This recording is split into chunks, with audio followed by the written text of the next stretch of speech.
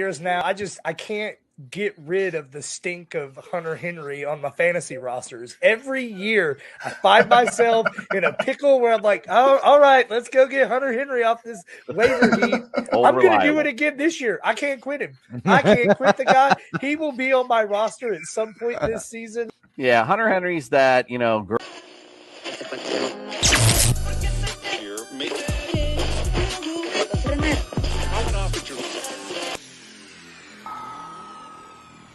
It's time for TSS Fantasy. Fantasy.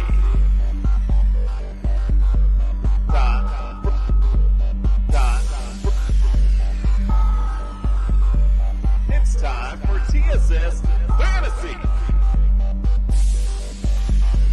Fantasy.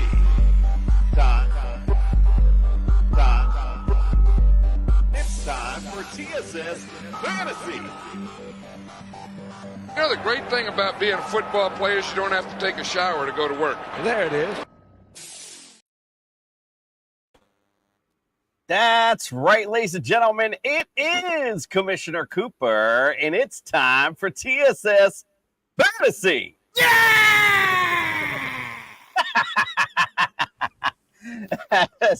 That's a great representation of how the Jets season, or actually how Aaron Rodgers kind of flashed in and flashed out of your screen.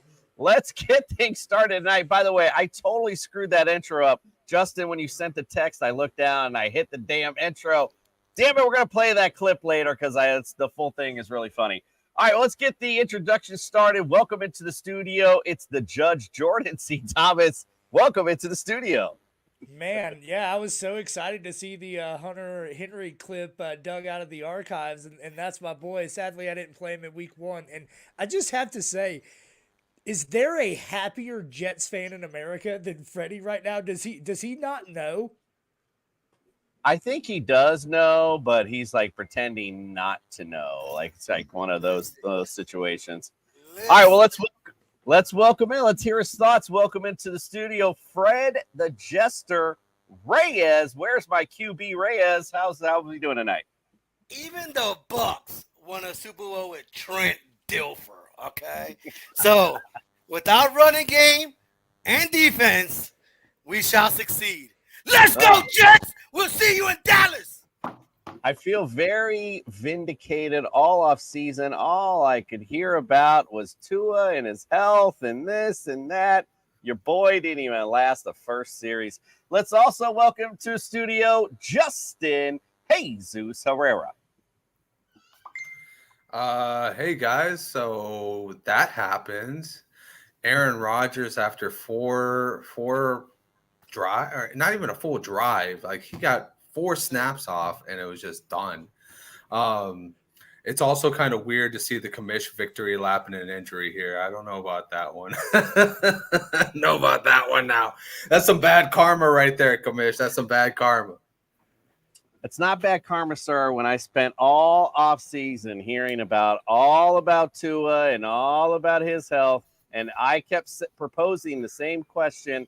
We don't hear that about other teams, do we now? But we sure the hell hear it now. Let's get things started. Don't forget, go to tssfantasy.com. Look at all of our rankings for week 2. I'm sorry, I'm the only one that has rankings up for week 2. We'll rank for the rest, but my rankings are up there, so we'll go ahead and check those out. You can probably check the rest of them out later this week. Don't forget, also go to Underdog Fantasy. Use the promo code TSS. We'll double that deposit up to $100. Also, go to Pro-Am Belts. If you're looking for some championship bling for your fantasy champion, look no further than Pro-Am Belts. All right, let's get things started. We got the doc in the building. I know. Talk about injuries tonight. Fred, no matter what you do, you can't hide the pink from the nursery. Let's bring the doc in. I'm trying to get all.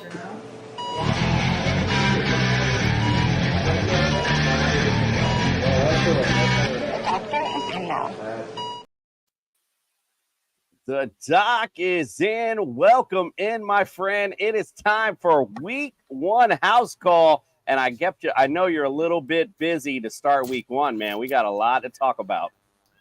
Yeah, it is good to be back with you guys. It was a long off season. Glad to be back in the studio. Freddie, Glad to have you. condolences. So I think CNN this morning nailed it. They said of Aaron Rodgers, quote, "It's the hope that kills you." 6 months of joy and excitement dissipated in a matter of moments, end quote. And I couldn't help but read that and think of you. Condolences on your loss, Freddie. So news was confirmed earlier today. Rodgers did, in fact, completely tear his left Achilles. He is done for the season. Speaking of Achilles, and I guess speaking of the house call segment of the show, we can't go a segment and not talk J.K. Dobbins. Really sad, right? Season-ending Achilles tendon rupture for Dobbins as well. He's scheduled to undergo surgery on Friday of this week, and I think this is particularly tragic, right? He had a 2-year recovery from his last ACL, and here we are now with his Achilles. So he's looking for the Cam Akers 6-month recovery timeline. That's what they're saying right now. But still, this is going to be Herculean to get over yet another major injury. Dobbins was a 70% preseason to the bench guy. Sadly, done for the season. I don't know what this means for him. He's in a contract year, so really sad for J.K. Dobbins. Feel for the guy. Yeah, see, Justin, hold on 1 second, Doug. That's what I want to say. Justin, I was going to really spike the football when it came to J.K. Dobbins. Remember when on that rant in the summer? But then, what do you need a contract for? Yeah, I pulled myself back, though, and said, don't do that. That's bad juju. But I can spike a little bit on Aaron. All right, I'm sorry. All right, go ahead, Doc. My bad. Let's stay in Baltimore. So I guess this is good news if there's any good news in Baltimore right now. Coach Harborough said that Mark Andrews' quadriceps strain is looking good. He's hopeful to play for week number 2 as of today. I guess better information to come later in the week. Moving to Green Bay. So Aaron Jones strained his hamstring in Sunday's win. He did jog off the field. That's good news, which is encouraging. Still hit with the question mark. I've seen conflicting reports so far, so wait for the injury report later this week. Staying in Green Bay, Christian Watson did not play during week 1, another hamstring strain, and now he's listed as questionable for week 2, so he's trending in the right direction for sure. How about Jacoby Myers? We'll move to the Raiders. So this was brutal to watch. I didn't see this until earlier today. He was flattened over the middle after catching a pass. He's in concussion protocol, and this could be a big loss for the Raiders if they don't have him for week 2, right? He secured 9 of 10 targets over the weekend and really just got devastated over the middle. So hopefully he does get out of protocol and he's ready for week 2, but it's too soon to tell at this point. Deontay Johnson. So he's likely to miss not 1, but multiple weeks with a hamstring strain. And we see a lot of these early in the season, right? This is at least 3 we're talking about already in this segment. But his is significant enough that there is early discussion of putting him on the IR. So expect him to not miss 1 week, probably more like 2 to 3, and maybe potentially more if they do go the route of putting him on the IR. Austin Eckler. So he sustained an ankle injury this weekend, and I didn't see a video of the injury. I'm not sure they even know exactly where it occurred, so it's tough to speculate on much. It's even tough to speculate on where in the ankle this injury occurred. Played a couple of drives on it, so this is really encouraging for Eckler owners. He's expected to miss some practice time this week. Wait for the injury report later on. Wait for Friday's practice to see what's going to happen with Eckler on Sunday. Kenny McIntosh. So he's placed on the IR on Saturday with this knee sprain from early August. So we're like 6 weeks into this knee sprain, and now they're putting him on the IR. Not really certain what's going to happen with him moving forward. And lastly, Travis Kelce. So on September 5th, so about a week ago today, he hyperextended his knee, sustained a bone bruise. And I think it's too soon to responsibly speculate. As of lunch today, there were still conflicting reports on whether he was going to be back or not for week number 2. Because there are still conflicting reports, we're just going to, hit pause on this and we'll look later in the week.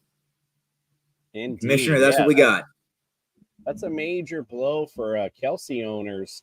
Not just 1, maybe even 2 weeks that you're not having him. Freddie, I know he knows all about that. Doc, thank you so much. It's a pleasure to see you once again. Week 1 was full of interesting nuggets. Hopefully week 2 won't keep you less busy. Hate seeing these guys getting hurt off the field, but we appreciate your knowledge, and we'll see you next week, my friend. All right, you know what? I'm going to play it now. I messed it up the first time. Let's play the Hunter Henry clip before we get in some weekly leaders. My bad earlier. Thank you again, Doc.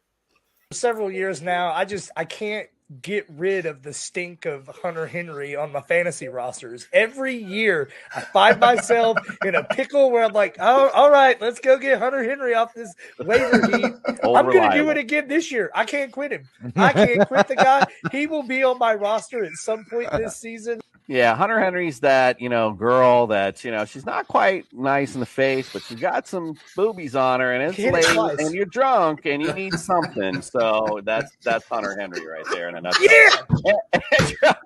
My friend. She's old, reliable on the phone. Yeah, some people thrive on them. Yeah, you're going to get it. KT thrives on them. With a mustache like that, he does.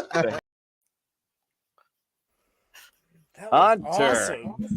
I mean, bringing it back old school from the summer tour. There he is. Well, speaking of Hunter Henry, we got to talk some weekly leaders.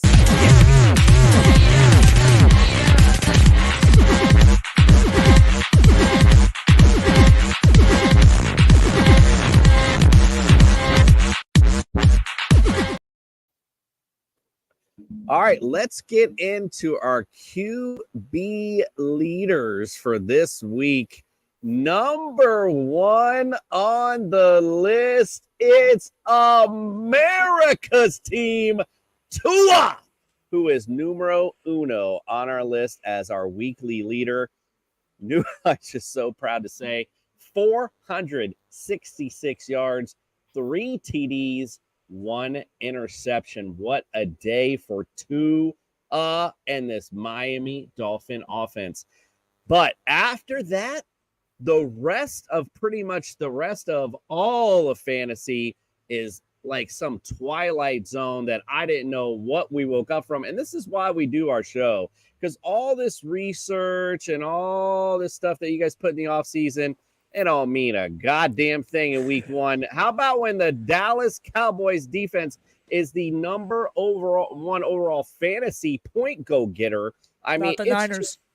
Just crazy. And we'll get to it later. Wait till we talk about our top 5 tight ends. Oh, boy, I'm sure you guys got all these guys on your rosters. Boy, it's just some really great observations from week 1. A lot of crazy stuff that went on. Anyway, Tua, number 1 as your weekly leader. And I do, of course, like him going forward. Look at number 2, however. He's not a summer. I can't even say it right. Mac Jones. I can't believe it. 316 yards, 3 TDs, an interception. He did have 15 rush yards as well.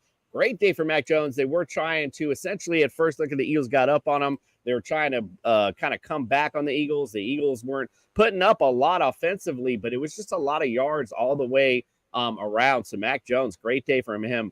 Jordan Love. Boy, we all were questioning what this offense and who these guys were offense was going to look like, what Jordan Love was going to look like. Efficient, a lot of points, 200. He was number 3 QB, 245 yards in the air, 3 TDs, no picks. He had 12 rush yards. Jordan Love, great day. I mean, going forward is going to be a big question for this offense, of course. We talked about Aaron Jones a minute ago, a little bit hobbled.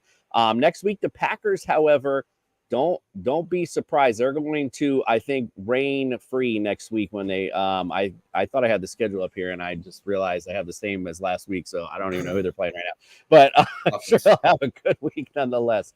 All right, let's go to the next guy. We got number 4 on our list here for weekly leaders, Anthony Richardson. A lot to played into him and going into this season as that rookie.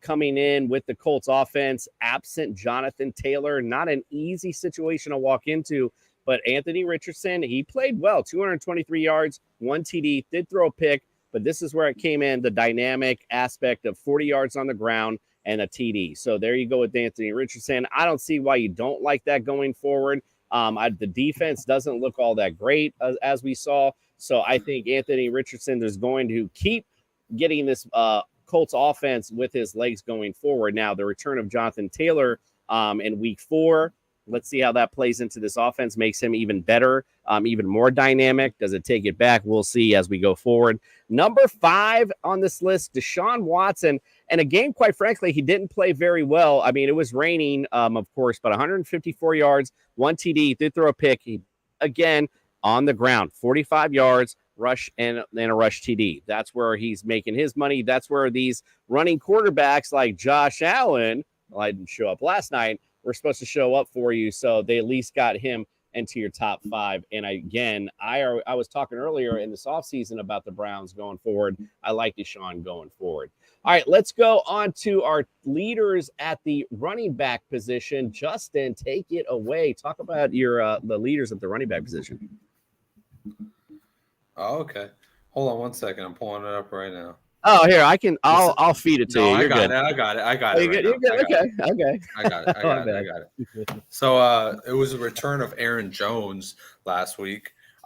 Jordan Love was spectacular, a lot due in part because Aaron Jones was spectacular, 24.7 on the standard meter, which is phenomenal. If you were playing half-point PPR, it was 25.7. This guy is back, and he's back in a big way. And, you know, with Jordan Love at the helm, people who had Aaron Jones, had questions about Aaron Jones, don't have questions about it going forward. Austin Eckler, obviously with the ankle injury, it's kind of like one of those things where it's like, damn, because he still is right up there as a fantasy producer, 24.4. Christian McCaffrey had 24.4 and half PPR as well. He had a monster game, 65-yard touchdown. If you guys want to go see what textbook being a good teammate is, Brandon Ayuk fucking wiping out the corner. Facts. That's what being a good teammate is right there. He had 2 touchdowns, and he has no problem going downfield and wiping out somebody so Christian McCaffrey can get a touchdown. We had a big surprise. Tyler Algier came in, and he got the majority of the touches for the Atlanta Falcons, 22.9 points and half-point PPR. This team is just going to run the ball. We found that out. They're not – Desmond Ridder, I thought he was going to be something. He's not going to be anything. This team is just going to run the ball. This team is just going to treat it like I have Derrick Henry, but I just have 2 versions of him. It's Algier and it's Bijan Robinson. So don't expect anything other than that. Drake London, big old fat 0.0. That tells you everything you need to know about One less Atlanta's reception than Desmond Ridder himself. My God. Tony Pollard, big one for America's rightful team, the Dallas Cowboys. You gotta love it. This guy came back from a major ankle injury in the playoffs, 21.2 points, got back up on their horse and said, fuck it. I'm going to tear apart one of the teams that everybody thought was going to be good, but we all kind of figured it wasn't going to be good. And New York Giants. And then finally, I'm going to wrap it up. Travis Etienne. Biggest one was Kyron Williams coming in at number 7, 17.4 points. I don't think anybody saw the Rams beating the Seahawks. That wasn't on any of our cards. I know that for sure. So that was a big week for him. And the biggest point was Cam Akers ran the ball, I think, 5 more times than Kyron Williams. And Kyron Williams significantly outscored him. I mean, Cam Akers ran it 22 times for 29 yards. That tells you all you need to know. Kyron Williams had 56 yards and 2 touchdowns. At this point, I would be regretting getting Cam Akers on any team. And then finishing out the top 12, Bijan Robinson, Breece Hall, Joshua Kelly, Nick Chubb, and Roschon Johnson. A lot of guys we're going to be talking about on the waiver wire very soon. Joshua Kelly in particular, as I highlighted, Austin Eckler has an ankle injury. And then, Bijan Robinson showing that this team has 2 top 10 backs on its team. Nick Chubb being Nick Chubb, obviously. And then Roschon Johnson, very, very tricky one here. He did this late in the game when it was almost already decided. So it's going to be interesting to see how you guys feel waiver-wise on Roschon Johnson. Yeah, indeed. My biggest takeaway from the running backs that you mentioned was when we're talking about Algier and you were talking about that Atlanta offense, don't forget also who they played. I think that also kind of plays into a lot of this like, game script dictated, hey, we're going to run the ball on the Panthers because, we're not really afraid of anything. I mean, I can see that defense not performing well, and I can see Desmond Ridder having to throw the football and having to target London and having to target Pitts later on this year. So I wouldn't just hit the panic button just totally yet. But I agree with you. I'll just say this though, real quick.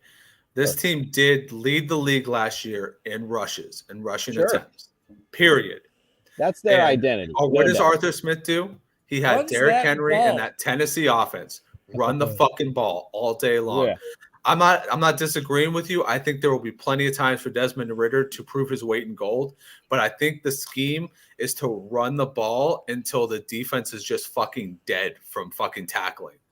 I think that's I agree. Yeah, that's their identity. That's what they're sticking to. I totally agree. I was just throwing it out there. Don't hit the panic button just yet, but definitely keep an eye out. It is only week 1 for sure.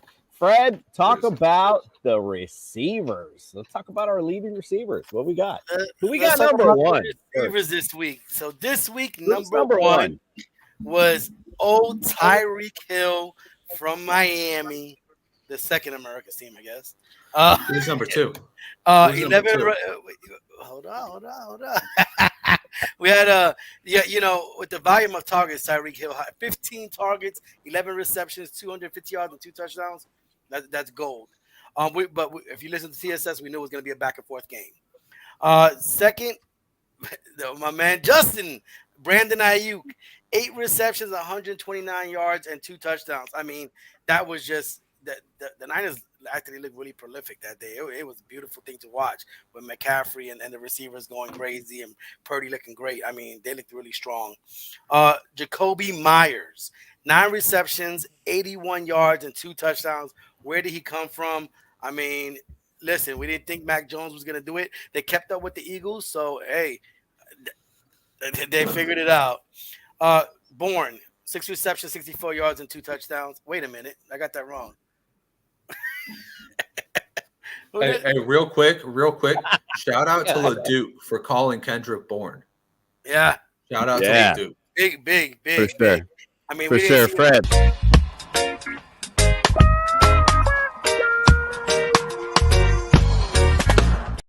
I had to think real quick. Like, wait a minute. What do I? Anyway, to be fair, Jacoby Myers been in New England a long time, so that's yeah. I was like, wait a minute. No. Bourne had 64 yards, 2 touchdowns, 6 receptions, and of course, we talked a lot about this guy, the number 5, during before in the offseason. Calvin really coming back with 8 receptions, 101 yards, and a touchdown. I mean, he looked good. He looked like his old self. I mean, once him and Trevor Lawrence get in tune with each other, that might be a dangerous little combo right there. I really liked him a lot. But I want to give a special shout out to Justin Jefferson. My man had 12 targets, 9 receptions for 150 yards with no TDs. That man was catching the ball everywhere. And you come out and lose, that's a damn shame. We'll go through with the wide receiver, the waiver wires in a little bit. You know who did catch that ball in the end zone though, Freddie? My man Jordan Addison. That's right. There you go. A little shout out to the rookie. Indeed, putting in. He's definitely a big, I think, and that surprised me. Really, that the Vikings offense struggled because I thought how much of an improvement Addison was over Thielen or anything they've really had as a number 2 for Justin Jefferson. So I don't know. I was a little surprised by that, quite frankly. But maybe, hey, the Bucs defense might be pretty decent. I guess. Hey, you gotta watch out. I want to give a shout out to our man Justin. I think he was talking about Olave the other day a lot. I think it was you kept mentioning Olave, and I was like, well, let's see how he does. The quarterback, and my man was targeted 10 times for 8 receptions, 112 yards. I mean, he came in, did his job, and last but not least, like Jason said, Anthony Richardson, he had to throw to somebody, right? Michael Pittman, like a number 1 again. I mean, my son was over there jumping like a crazy fool because he's a Colts fan. But my man got targeted 11 times, 8 receptions, 97 yards, and a TD. I mean, he's the number 1. So, like you said, if Jonathan Taylor was playing, he might have pulled off a victory. Maybe they weren't as bad as we thought or what the NFL thought. Yeah, for sure. Colts offense looked decent. Anthony Richardson looked decent. So, and that's without JT. When he gets back, who knows what this looks like. Judge Jordan, give me your tightest of tight ends, sir. Oh, the tightest ends of them all. So tight ends were really boring this week. Very chalky, exactly how we drew it up in the preseason. We had Hunter healthy. Hunter Henry with 5 receptions, 56 yards, and a touchdown, leading the way this week. I told you guys that weeks ago. Right behind him, we all knew it was coming. Hayden Hurst, the breakout was imminent. 5 receptions, 41 yards, and a touchdown. As predictable as that may have been, everybody definitely saw Donald Parham Jr., who I'm not even sure who Donald Parham Jr. plays for. 3 receptions, 21 yards, and a touchdown. Blake Bell, for those who picked him up for whatever reason, to maybe sub in for Travis Kelce, he actually caught the damn ball, unlike everybody else in Kansas City. 2 catches, a whopping 2 yards, and 1 touchdown. And then Harrison Bryant was the 5th guy on the week, 2 receptions, 5 yards, and 1 touchdown. So we knew those bums like Kelce and Andrews would be sitting out. We knew Darren Waller wasn't going to do anything. It was a horrible week for the tight end position. Yeah, think about that. Kittle, Hawkinson, all those guys, I'm so glad I'm that old school 40-year-old drafter that Justin called out earlier. I don't draft tight ends. I never have. They go and come in later. And I'm really glad it kind of paid off so far to start this season. But we'll see. All this stuff, of course, evens out eventually. So the biggest, again, takeaway, don't panic too much. It's only 1 week. Again, you never know, game script, and again, matchups matter, of course, as well. Hey, Commish, how far do you have to kick the can down the line to get Donald Parham Jr. on your bingo card? Pretty damn far.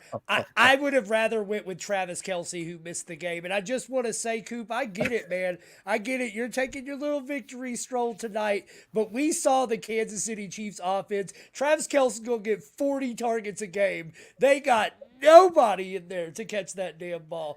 That's gonna be the one saving grace of the tight end position. Other than that, like I said, it's a crapshoot. It is what it is. Do away with the position at fantasy. It's worthless. All right, we talked about all the guys that did well. At least we got most of them in. Let's talk about the guys that didn't do so well. Let's talk about some flops. Can't you morons do anything right? They did their best. Flip stops. Flip stops. They did their best.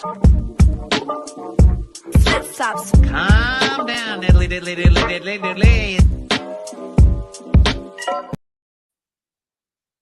Nick is not here this evening. I will let you know about his flops that he put in, however. Deshaun Watson, like I mentioned earlier, he was number 5 at QB this week, so not so floppy there. Now, the rest he definitely hit on. Najee Harris, number 41 RB this week. Marquise Brown, also 41st this week. And then at the tight end position, Darren Waller was 16th. Those were Nick's flops for this week. Let's go around the room. Talk about some flops, if you shall. Fred, what say you? What? Let's talk about Josh Allen, who made me lose my damn fantasy game this week. Yes, he was going against my Jets defense, but damn, Josh Allen, you can't throw 3 interceptions and 2 fumbles, 1 loss, and just do a bunch of 3 and outs. I mean, I'm not talking about a fan right now. I'm being a fantasy guy, and that was shameful, man. That was just shameful. I lost 2 fantasy leagues because of him, and Jason lost 1. So that was just terrible, man. That was terrible. You cannot do that anymore, man. You've been in the league too long. Yeah, what confused me about that, too, was like, it's almost like in the interview, like afterwards, he knew what he was doing. Like, it's the same. And he said it's the same from last year, same old thing. Forcing throws when, you're in a game with the Jets, field goals matter. So be efficient and be smart and be heady. So, yeah, definitely a big flop for Josh Allen, NFL and fantasy-wise. Jordan, give me one of your flops at QB. Before I give that flop, I just want to defend Josh Allen a little bit. We saw 4 quarterbacks play in the rainy, shitty New York weather over the last 2 days. not a single one of them looked good. The thing is Allen took some chances just like Daniel Jones did, and they both got burnt. Then you have a guy like Dak Prescott, who was super conservative and didn't make the big mistakes, but also didn't put up great numbers. So just food for thought there with Josh Allen. My biggest flop of the week, though, easily goes to one T. Higgins, who scored as many fantasy points this weekend as I did. He was on the field, though. I saw that with my own eyes. Got absolutely nothing. The silver lining to me, though, in that, though, is T. Higgins did see an uptick in his average from last year as far as targets and snap count. So I think Joe Burrow is going to be okay. I think the Bengals are going to be okay. But at week 1, T. Higgins, I was definitely not okay. Yeah, again, going back to that don't panic yet, but damn, a 0, a nothing? Oh, God, that's tough to come back from. Justin, what do you say, my friend? What's some of the flops that you want to call out this week?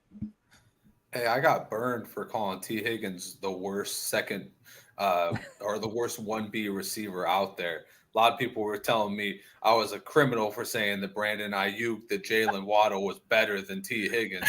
Yeah, you know what? You're finding out. But here is my biggest flop of the week. Joe fucking Burrow was 3 points away from being QB 33. Let that sink in. He was almost 3 points away from being the best backup in the league. Are you fucking kidding me, dude? I get it. The Browns give you trouble, but you put up three fucking points in that game. You got mollywopped by the freaking defense. You had freaking Myles Garrett playing basketball and then coming and sacking your ass. What are we doing here? Joe Burrow, you got to figure this shit out. And also, I got to call out my boy Josh Jacobs, too. My man, he's had a history of going great against the Broncos. He was fucking terrible against the Broncos. What are we doing here? And one last one, DJ Moore and Treylon Burks. Told you. Guess what? Treylon Burks is just for Chuck Bass. Chuck Bass, I fucking told your ass. Two receptions, 18 yards. He ain't shit. He ain't even the third best receiver on his goddamn team. I'm telling you this right goddamn now. Preach. Hallelujah. I like Treylon I hate him, Treylon Burks. Fred, you got another one? Go ahead. Yeah. So you know what's one common theme we all just did? We all picked away teams. Like, okay, you picked Burrow. I picked Josh Allen. He picked Higgins. The damn New York Giants was at home. The season opener. Now I know that is now the Cowboys' home. You don't expect to beat like the Cowboys. Okay, let's say you don't expect to beat them, but damn, 40-0. You got Saquon Barkley. You got Darren Waller. You got Daniel Jones. I watched the game. And once they missed that field goal and got the field goal block, they said, we don't want to play no more. That was it. Blocked field goal, ran it back. Gano came up again, kicked the field goal, missed it. They were like, listen, we're not going to win the game. All right, end of the first quarter. See you later. I don't want to play no more. What the hell are we doing? We actually thought they were going to contend somewhat. You lose for a couple, but damn. And that means, you know what I'm starting to think? Maybe we needed the extra preseason game because a lot of this shit looks bad right now. It's starting to look really, really bad. The way this football. But they don't even play in preseason as it is. Yeah, but before the third game, you played a little bit. Then you played all the scrubs the fourth game. This shit is looking bad. People getting hurt. Nobody looks prepared. It's just terrible, terrible. I'm just going to say that, you know, years down the road, if, you know, Daniel Jones has any issues with any kind of head trauma, this is absolutely the game that they're going to look back at. Like, how the hell was that guy in that game so long? Like, do you just not give a shit about your quarterback, Brian Daboll? Because that guy should have been yanked by the end of the third quarter, and he played almost every snap. It was ridiculous. Yeah, he took that was into the funk. He took more bumps than Rick James, baby. Let's go. It was hard to bear through that after such a great games at 4:00 and then to go to that 8:00. Oh God, that was unbearable to go through. That was the best game of the weekend. What are you talking about? I watched every snap, loved all of them. I bet you did, every bit of it. Absolutely. All right, some other guys that we want to shout out there. Jalen Hurts, he was your 19th QB on the week. That hurts a little bit. Geno Smith, 23rd. How about Lamar Jackson, 25th QB on the week? I know that hurt. Let's see. Houston. Come on. I'll tell you another one. I drank the bullshit. I drank the Kool-Aid. The damn Chicago Bears. I drank the fucking Kool-Aid with them. I tried to tell you about that too. I had a little Kool-Aid with them too. I'm with you a little bit. All right, so Joe Mixon also, he was 25th on the week. James Conner, he was 27th. Kenneth Walker, 29th. Barkley, 30th. Jahmyr Gibbs, 31st. We got Rashad White at 37th. Damian Pierce, 38th. How about Swift? He ended up 74th on the week. I didn't think he'd be that bad. Going to receivers, A.J. Brown, Jalen Waddle, 28th, 29th, CeeDee Lamb, 30th. I mean, way underperforming where they should be. Devontae Adams, 23rd. Hopkins, 34th.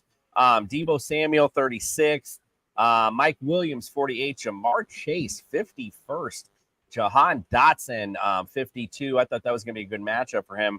You mentioned DJ Moore. He was 67th. How about Christian Kirk, 92 on this list? And then we mentioned T. Higgins. He's 104. TJ Hawkinson, 19th. Njoku, 23rd. Kittle, 33 on the list. And Dalton Schultz. I know Jordan was high on him. He was number 43 on the list this week. So that was some. That list? That was some craziness. So listen, there were some big injuries. There's some people we don't know what we're. You got to pick somebody up. You guys are underperforming. You got to hit the waiver wire. Let's get it. Waiver wire.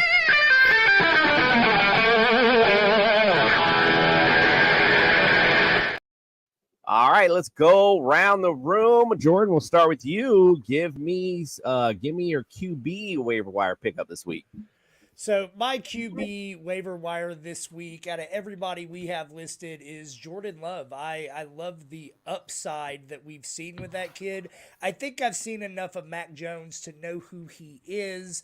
The other ones I've got some nerves about. Jordan Love looked great all game long, and I do think out of all of the quarterbacks that you're kind of looking at, his weapon with Aaron Jones is as good as it gets. I like you. Let's go to Fred. What do you say for your QB pickup this week? Oh, my QB. I was already way in advance. Okay, let me think about this. Brock Purdy. It's funny. I actually picked him up in one of these leagues, and he's ranked number 10 right now, and I got him as my second quarterback, 20-something. But I had a feeling about him. I was like, you know what? He doesn't make mistakes and he gets the ball and he did really well. So if you have a problem if you have Aaron Rodgers and you're looking for a quarterback, try to give Brock Purdy a chance. Can't go wrong with McCaffrey, Ayuk, and Deebo Samuel. No, and Brock Purdy looked decent. Great. Obviously he was on point. Electric. He looked electric. He looked awesome. He said electric. I'm with Justin here. Yeah, looked awesome. He looked better than Tua. Tua just has Tyreek. He looked way better than Tua. He looked way better than Tua. Nobody looked better than Tua this weekend except for those Dallas Cowboys. Justin.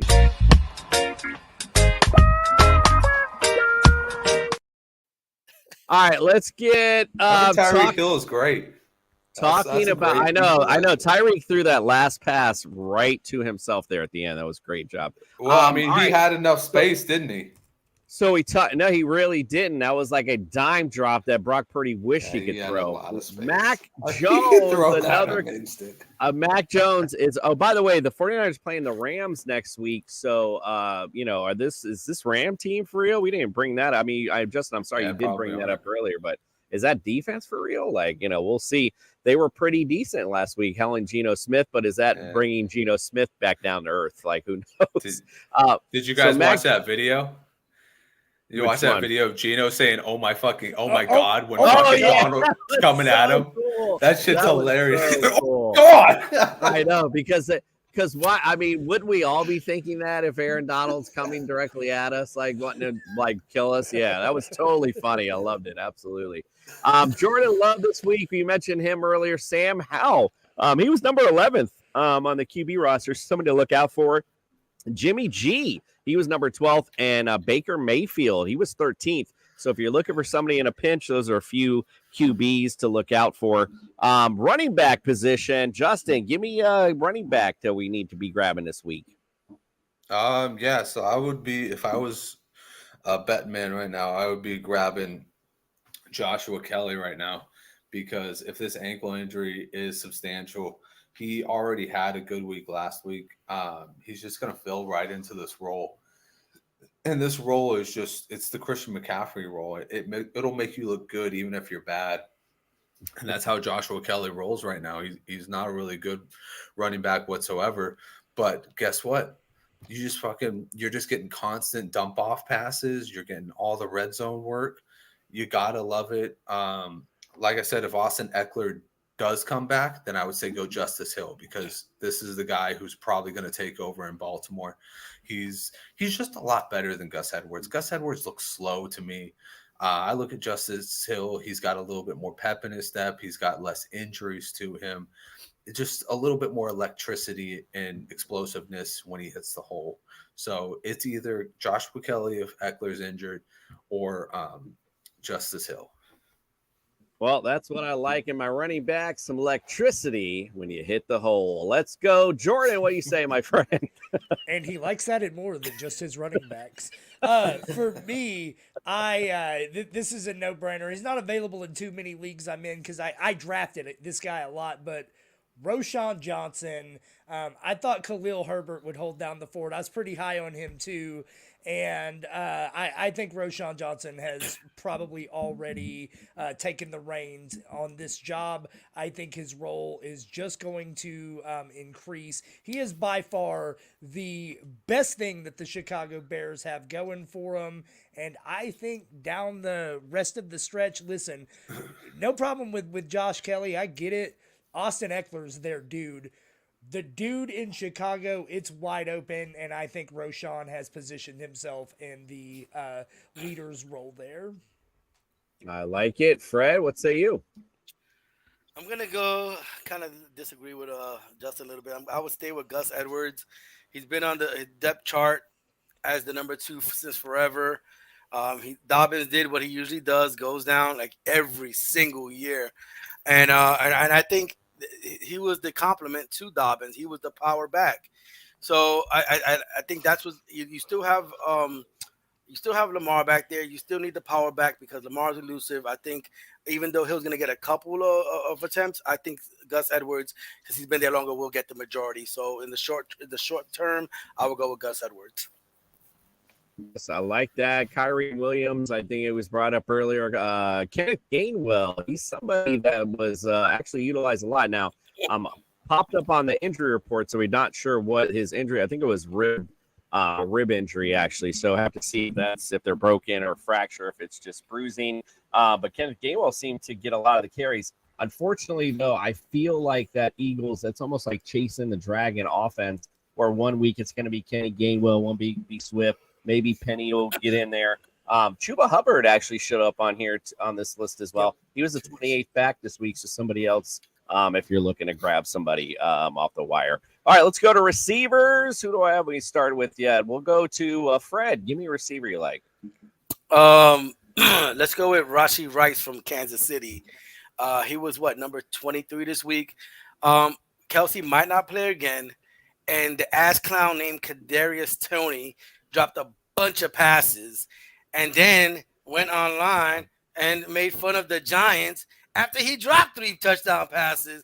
And, you cannot do things like that. I like the Rashee Rice. He caught a touchdown. He didn't drop many balls. He was targeted 3 times. He caught 2 of them. So I think without Kelsey, I think Mahomes is going to need to go to a short-handed receiver, and I will go with Rice.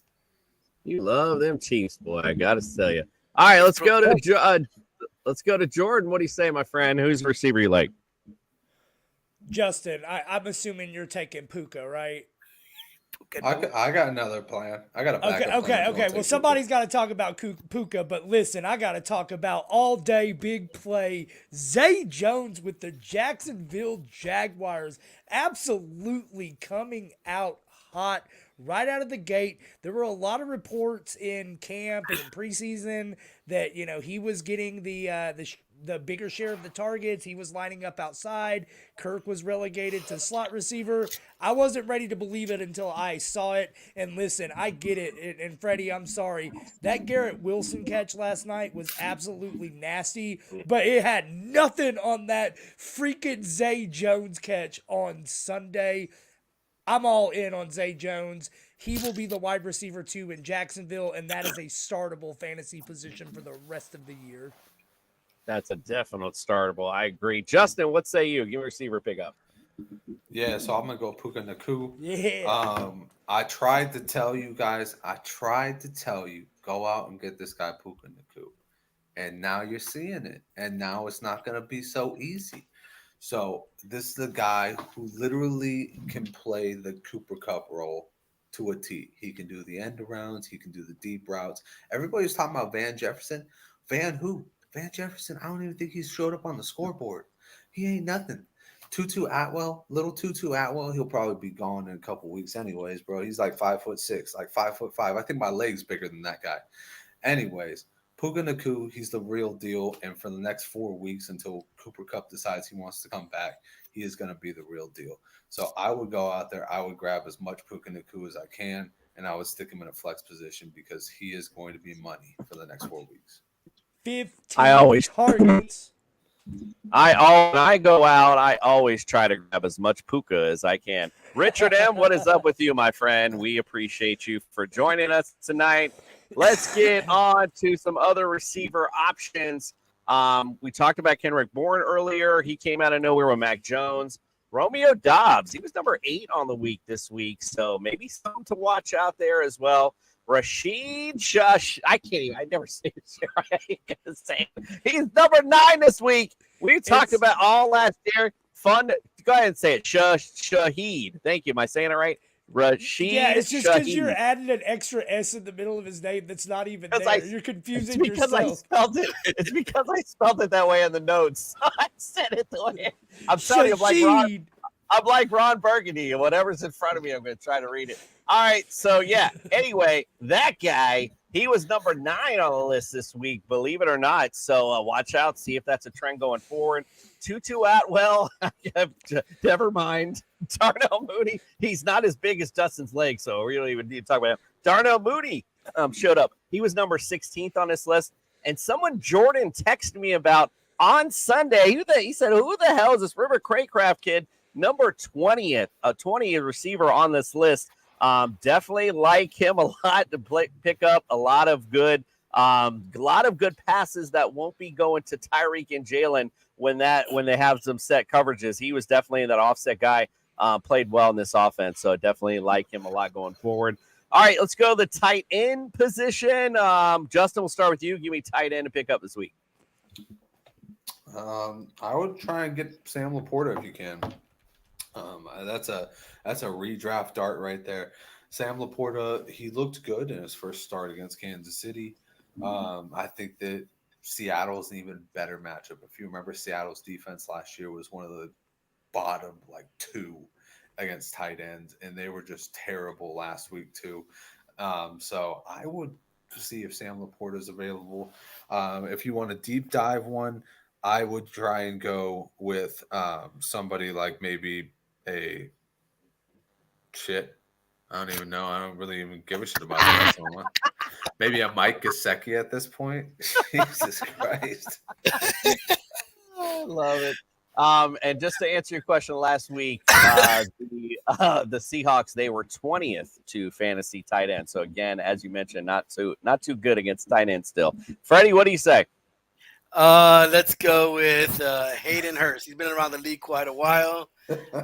Plays for Carolina. They have a young quarterback. Every young quarterback needs a big target in the middle. He had 5 receptions, a touchdown, and 41 yards. So he averaged about 8.2 yards a reception, but that's what they do. That's what big targets do for their quarterbacks. You get them 8 to 10 yards, first downs. All right, well, Judge, you want to go last on those tightest of tight ends? What do you got? Yeah, so I can give you the Hunter Henrys and the Donald Parhams, the guys that scored in week 1. There's nothing fun about that, though. If you're chasing those touchdowns as far as tight ends go, they've already scored. Move on to the next group. I want to highlight 3 guys that aren't even on our list. First and foremost, my boy Jake Ferguson. Listen, I took a little egg on my face this weekend. He didn't come through, but Jake Ferguson currently leads the NFL in targets in the red zone. He led the Dallas Cowboys in targets and was targeted twice in the end zone. This guy is going to get every ounce of volume that Dalton Schultz got before. He is going to be someone who is fantasy relevant. That was the homer pick. 2 others I just want to throw out there. Pat Freiermuth, only player in the NFL with 3 end zone targets this week. And then Zach Ertz out of nowhere. Old ass Zach Ertz had 10 targets in week 1. If he sniffs anywhere near that volume, he may get 9 yards a week. But if he can catch, 6 of those balls, that's still a decent game for a tight end. I think Jason stuck. Commission stuck. Oh, I thought he was just so impressed with my tight end talk. Well, listen. There we go. Not to keep him. Wait, my dude in blue looking crisp like a man dressed in Super Bowl winning attire. That's either Stop me or drinking Justin. tequila, wolf. That's either me or Justin. I don't know. It's definitely not you, Freddie. Well, we got to keep the show going, even though Commission ain't here. So thank you for that great analysis about the tight ends. So we usually would go to the Thursday night football breakdown this week. So you want to go to that, Justin? Yeah, let's go. Justin, can you play the breakdown video? Because I got to see it. That's my I gotta favorite dance part a little bit. of all of it. Are we going to get a I live think Commission's breakdown? about to come in real quick. His internet. Breakdown! I got it. All right, there you go.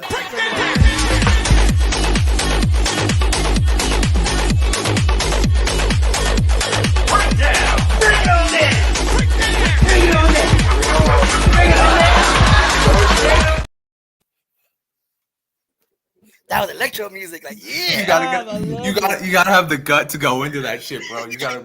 Oh, you did this one? Yeah, you need to get to go there.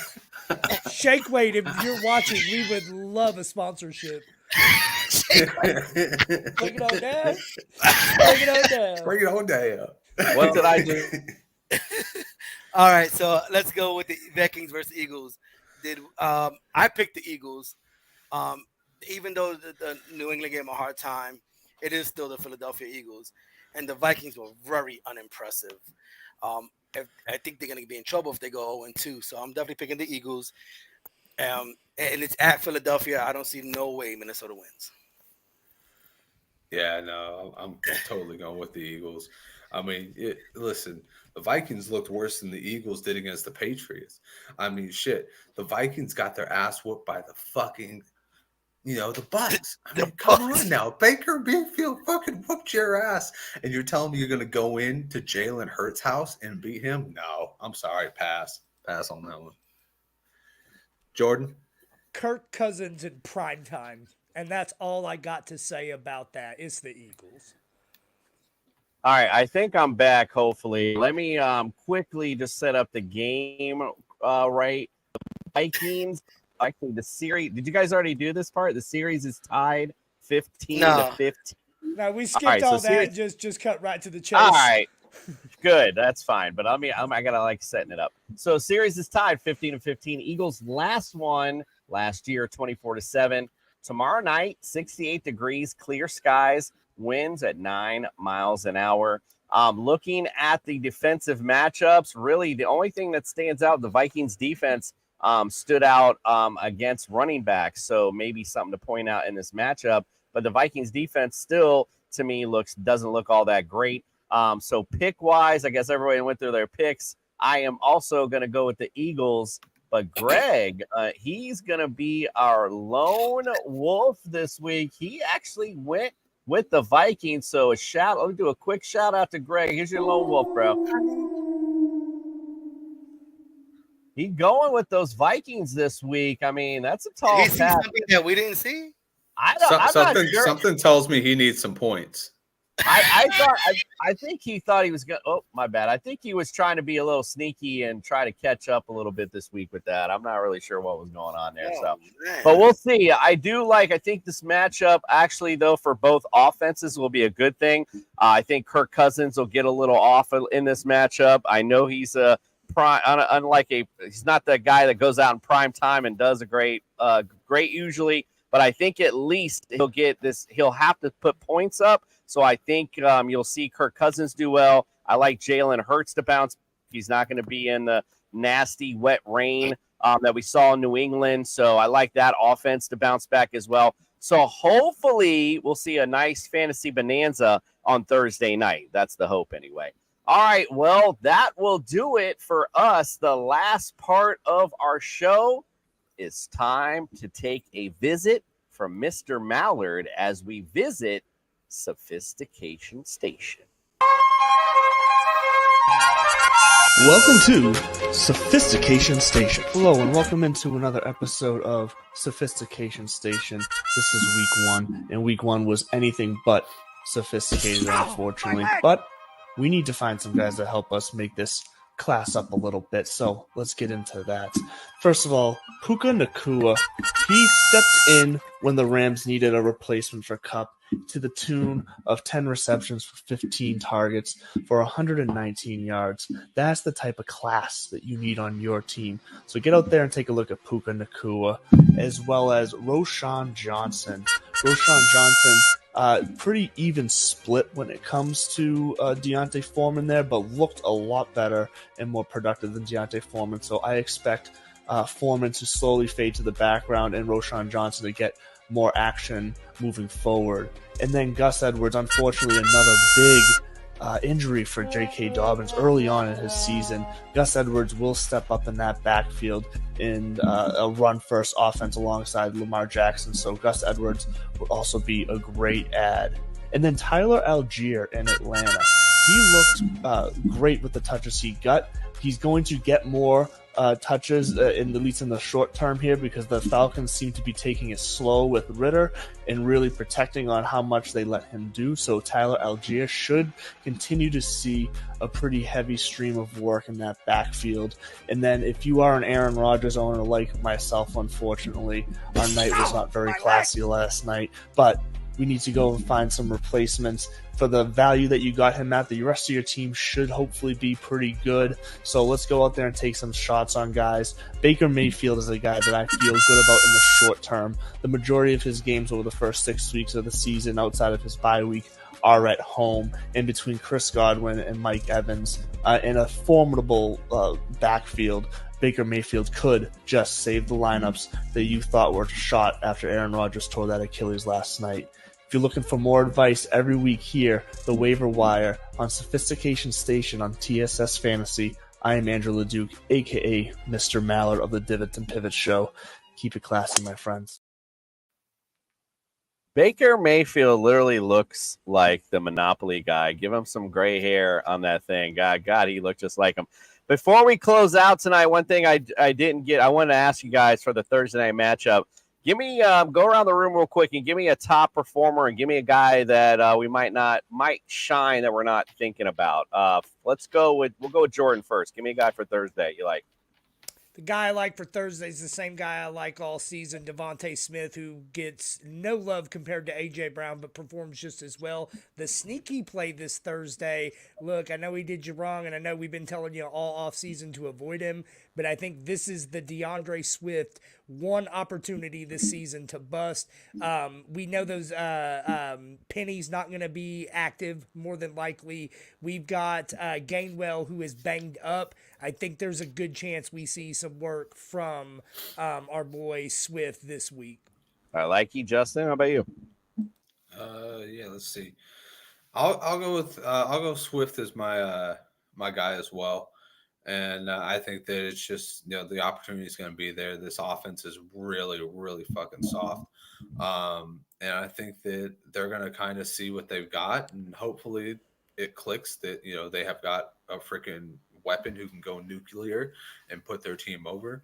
But honestly, I think the winner of this week is going to be the Philadelphia Eagles defense. I think that they're going to really go out there and put a hammering on Kirk Cousins. You're very, very possible. Fred, how about you? I'm going to go with TJ Hawkinson because if you're going to keep up with the Eagles, you got to kind of do what New England did, and Hunter Henry had a decent game. So I think you got to follow that path and get the tight end involved this week, and TJ Hawkinson needs to have a big game against the Eagles. I didn't get a chance to set it up, but Fred, the Eagles were dead last against tight ends in week 1, so might not be a bad call indeed. All right, guys, well, good luck. Get those waiver wire requests in because you might need them, and we will see you on Friday when we break down week 1, and we'll talk about what happened on Thursday night. We appreciate you, and we are out.